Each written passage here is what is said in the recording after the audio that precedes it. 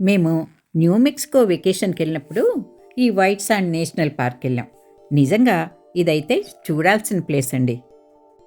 ఇక్కడ మనకి మట్టి బిల్డింగ్ లాగా కనిపిస్తుంది కదా, అదైతే విజిటర్ సెంటర్, అంటే ఈ నేషనల్ పార్క్ వాళ్ళ ఆఫీస్ అని చెప్పచ్చు. ముందు మనం ఇక్కడికి వచ్చి టికెట్స్ తీసుకోవాలి. అలాగే మనకి ఈ డెజర్ట్లోకి వెళ్ళాక తీసుకోవాల్సిన జాగ్రత్తలు, ఇన్ఫర్మేషను, రూట్ మ్యాపు, ఇంకా మనకి ఏదన్నా డౌట్స్ ఉన్నా అవన్నీ క్లియర్ చేస్తారు. తర్వాతే మనం డెజర్ట్లోకి వెళ్ళాలి. డెజర్ట్లోకి వచ్చామండి. ఇక్కడైతే అంతా గుట్టలు గుట్టలుగా ఉంది. నేనైతే ఆ గుట్టలు ఎక్కలేక కాస్త దూరంగా కొంచెం ఎత్తు తక్కువగా ఉన్న చోటెక్కి మా పిల్లల దగ్గరికి వచ్చాను. చూస్తున్నారు కదా, ఇదంతా తెల్ల ఇసుక. మనం మగధీర సినిమాలో చూసాం కదా, అలాంటిది. చూడ్డానికైతే అచ్చం చక్కెరలాగుంది. తెల్ల ఇసుక ఎక్కడి నుంచి వచ్చింది అని డౌట్ రావట్లేదా? నిజమేనండి, ఇది ఇసుక కాదు, జిప్సం. అంటే ఇదొక మినరల్.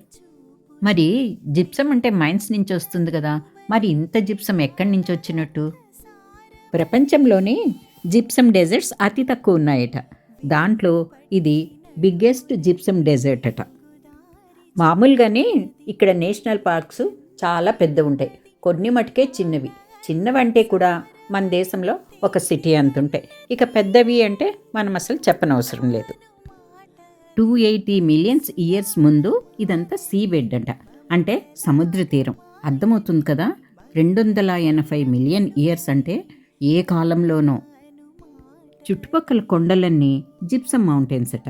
ఈ కొండల మీద నుంచి వచ్చే వర్షం నీళ్లు, ఇంకా నదులు కూడా కొండల మీద నుంచి వచ్చి సముద్రంలో కలుస్తాయి కదా, అలాంటప్పుడు కొండల నుంచి జిప్సం కూడా కాస్త కరిగి నీళ్లతో పాటు వచ్చి అక్కడ పేరుకుపోయేదట. ఆ తర్వాత ఎన్విరాన్మెంటల్ చేంజెస్తో ఆ సముద్రము అది ఎట్టుపోయిందో తెలియదు, కానీ కొన్ని వేల మైళ్ళ పొడుగున ఈ జిప్సం డెజర్ట్ అయితే ఏర్పడింది.